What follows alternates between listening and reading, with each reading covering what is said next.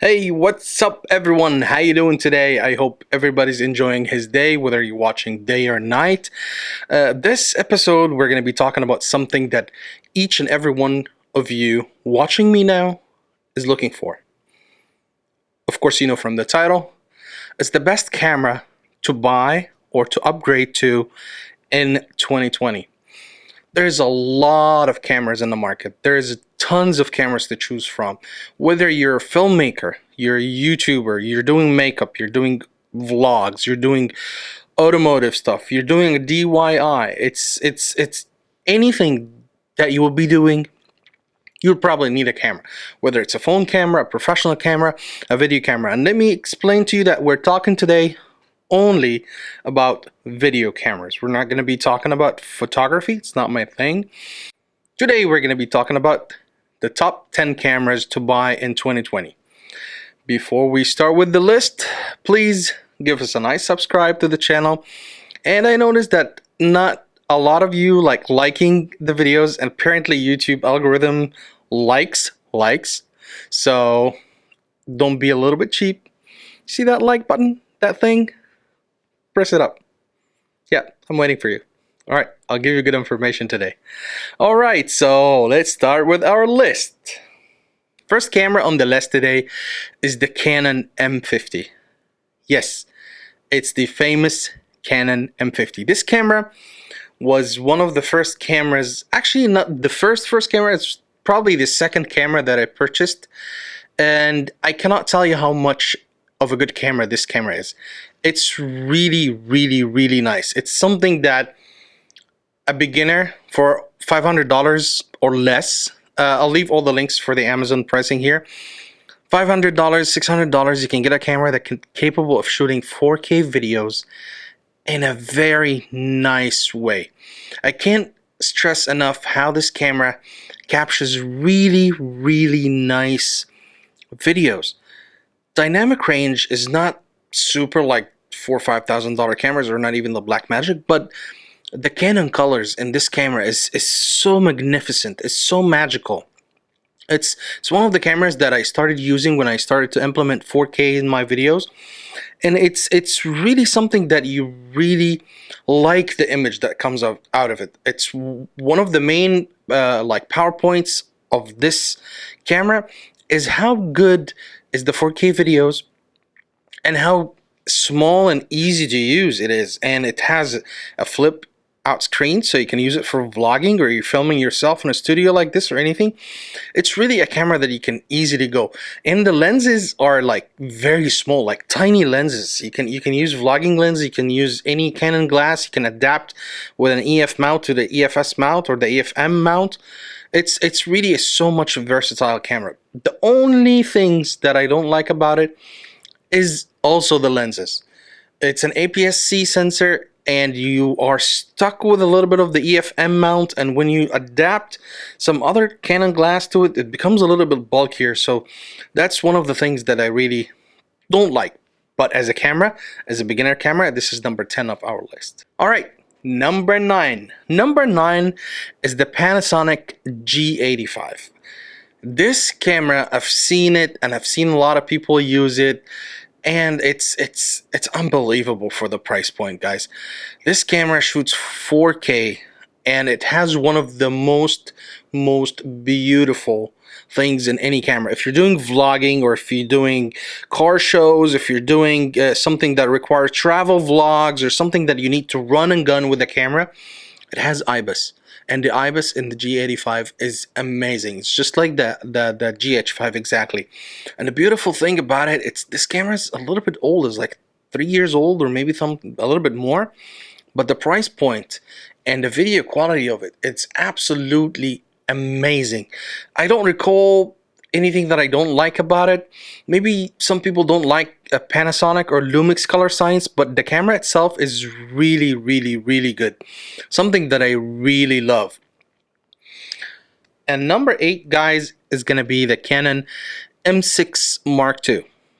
Canon M6 Mark II is still an APS-C sensor, but it packs the latest and greatest autofocus of any camera in the market right now. Canon dual pixel autofocus is one of the best things that you can imagine. One of the two drawbacks of the other two cameras that I mentioned before is a little bit the autofocus. The autofocus in the M50 is good. The G85, no good at all. But here, the Canon, the M6 Mark II, has one of the best autofocus that you can ever dream about. It's really amazing. I tried it a couple times and I shot with it a couple times, and it's really incredible, the tracking and the focus of this camera. It's absolute, I can't say like enough. Speaking about 4K quality, this one gives uncropped 4K. The other cameras, the M5 or the M50 has a cropped 4K. The G85 is already micro four thirds, so it's 2 times crop already. But the M6 Mark II has no cropped 4K, and it shoots up to 4K 30, and now after the triple hammer has been taken out, so it does 4K 24 frames per second. Right now we're going to be talking about number 7 in our list. It's the Fuji X-T3. Actually, the Fuji X-T3 is one of the best cameras that I've seen on paper, on reviews. I did not shoot with it personally, but from a lot of friends and a lot of people that used it, it's considered one of the best cameras that you can choose if you want to go with the mid-range. We previously talked about $500, $600, $800 cameras, $1,000 like the M6, but the X-T3 starts about $1,300. One of the things that I love it is the capability of doing 4K 60. That means you're going to be having some good, beautiful slow motion in 4K. And one of the other things that I like about Fuji as well is the color of Fuji. Fuji have some of the really nicest color profiles that you can see in the market right now that can actually be baked in the camera itself, and you don't need so much color grading. This is something that is gonna speed up your process. You're not gonna need to edit a lot of color grading afterwards. All you need to do is just care about your composition and your actual editing and your cuts. So this is one of the things. One of the drawbacks or the negatives about the Fuji is you have to stick with the Fuji glass. And personally, I don't have any experience with Fuji glass, but they're very limited. It's not versatile like Sony, for example, or Canon, or even the Micro Four Thirds. It's going to be a little bit limiting. So this is considered one of the very good cameras that you can see, especially that coming right now, the X-T4. As we speak on this video, is still in a production, but there's a lot of promising things about the X-T4 that fixed all the problems in the X-T3. For example, the flip out screen. Right now the X-T4 have a flip up screen that you can be able to vlog yourself pretty nicely. All right, let's move on to number 6. All right, number 6, the famous, the mighty that everybody on YouTube talks about is the Sony A6400. I personally had this camera for about 2 weeks, and I started shooting with it for some time. And I'm not gonna say that I love it or hate it, but it's a very solid camera. It's a camera that really does everything that you want it to do. It does everything. It does the video nicely, it does the photos nicely, it have a flip up screen, other than other cameras that we're going to be talking about in Sony that does not have this option, but this camera is really nice. It has 4K, it has an APS-C sensor. One of the most amazing strong points of buying this camera, and I really recommend it for you guys, is the availability of the lenses and how good is the lenses. Sigma does really beautiful glass for the Sony E-mount, and I consider in 2020 that Sony E-mount is one of the most successful mounts in the history of mirrorless cameras right now. It has tons of lenses from Sony, whether you have the G Master or the regular ones. Zeiss has lenses for them, Tamron has lenses for them. Sigma does the best. Like, one of my favorite lenses that I love shooting with the 6400 is the Sigma 60mm.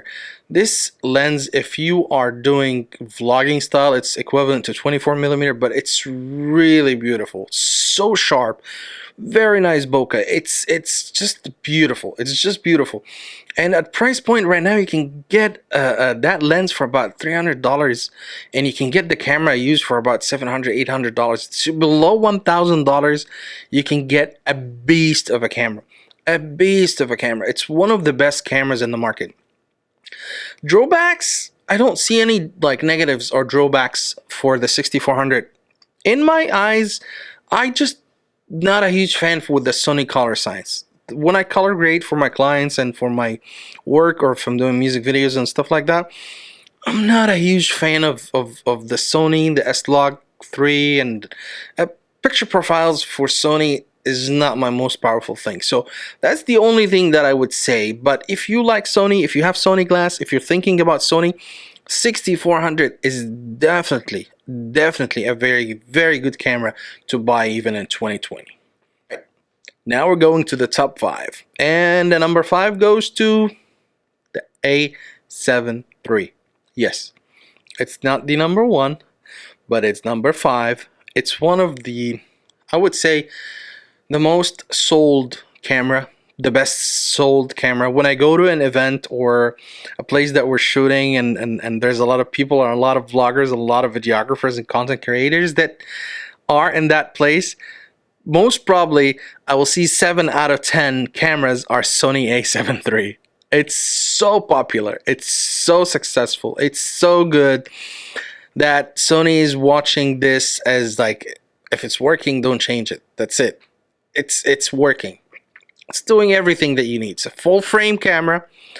It's a very nice, has very good battery, very good autofocus, amazing lens variety that you can choose from. Like, what else would you need from a camera? Why I did not love it so much? Color science. Color science has changed a lot with Sony. It was bad, now it's good, but not the best. It's not Canon at all, and it's not Blackmagic. So it's one of the reasons I'm not taking it higher in our ranking. All right, the next one is split between 2 generations. It's the Canon 1DX Mark II and the Canon 1DX Mark III. And we cannot deny that the 1DX Mark II is one of the best cameras to shoot videos in this day and age. Of course, comes after that the successor, the 1DX Mark III, which is even better, which is shoots 5.7K raw video.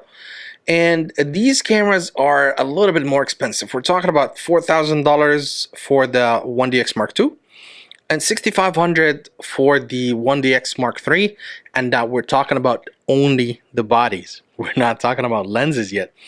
But it is something to consider if you're hoping to upgrade. And I'm going to link some of the reviews about it later. I'm not going to talk about it so much because it's a little bit expensive camera.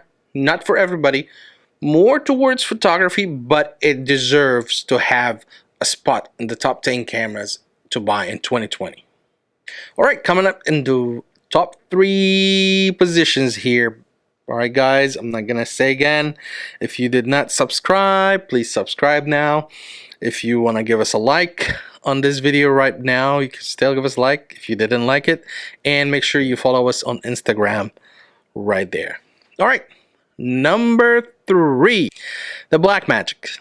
Number 3 is the Blackmagic Pocket Cinema Camera, 4K or 6K.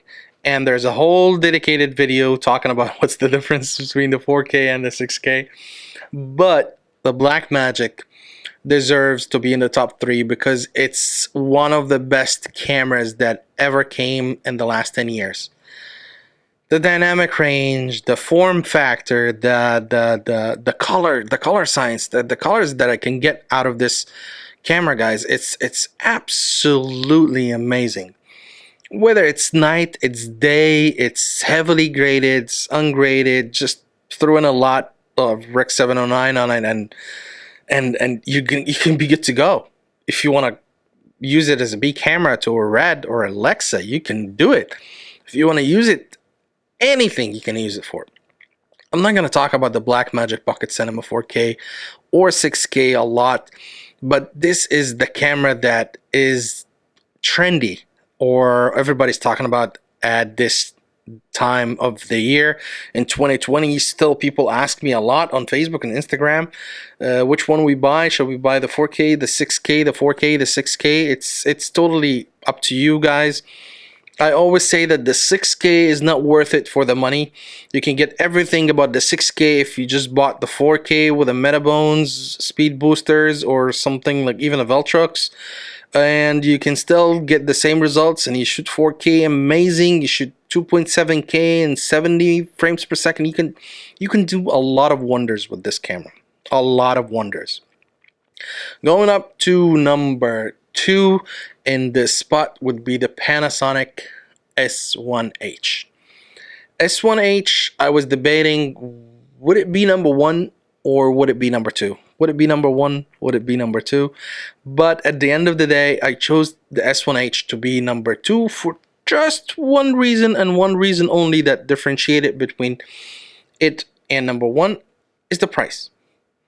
If the price is not going to be a problem with you, then the S1H could be number 1 camera to buy in 2020 compared with the number 1 spot, which is the GH5. Yes. The only reason that I mixed number 2 and number 1 together, because I don't know which one is number 1 and which one is number 2. I love both cameras. I have both cameras, and both cameras are amazing. I would say that the GH5 is a beast. It's what I'm shooting on right now. There's literally 100,000 videos on YouTube stating why the GH5 is one of the best cameras that have been ever made in the past 5 years. It's amazing. It's 4K 60p 422 10-bit internal, and that was 3 years ago. GH5 would be the number 1 best camera money can buy in 2020. I'm not going to be mistaken. And the S1H would be number 2. Main differences is the S1H shoots 6K, and with coming the new update with the Adamus Ninja, I believe it will be shooting 6K RAW. There's a lot of flavors, there's a lot of styles, there's a lot of different formats, H265, H264. You can have 10-bit, you can have 8-bit, you can have tons of options with both cameras, but that's the main difference. If you're towards the look for the 4-frame, you would go with the S1H. That's why it's more expensive. Bear in mind that the lenses that you're going to be using with the S1H would be more expensive lenses, because it's the L mount, the new mount, which is not a ton of lenses for it yet, but the lenses are expensive. That's why I'm still saying. That will wrap it up for all the cameras that you can have in 2020. And my opinion, this is my sole opinion on the best 10 cameras that you can use in 2020 and you can buy in 2020 depending on the budget. I showed you everything with the prices, all the pros and cons. If you have any question about any of these cameras or any other cameras that you think about, please let me know in the comments below. And don't forget to subscribe and give this video a like, please. And let me know in the comments, what camera do you shoot? If you have any questions, you can always catch me on Facebook, Hans Media. You can catch me on Instagram as well. I'll leave all the links right here and in the description. So let's get better. Any camera you have is the best camera. Just to let you know, guys. Any camera you have in your hand is the best camera. It's the content. It's the story. It's what do you do with the camera. So don't be running behind which camera I want to buy. I want to buy the best gear. I want to buy the best camera, best drone, best gimbal, best everything. It's the camera that you have. If it does what it needs to be done, then use it until it's not working or it's not giving you what you want. If you feel that you want to do something more but the camera is not giving you that, then try to go for a better camera. All right, thank you so much, everybody. I hope you enjoyed this episode, and see you guys in the next video. Cheers.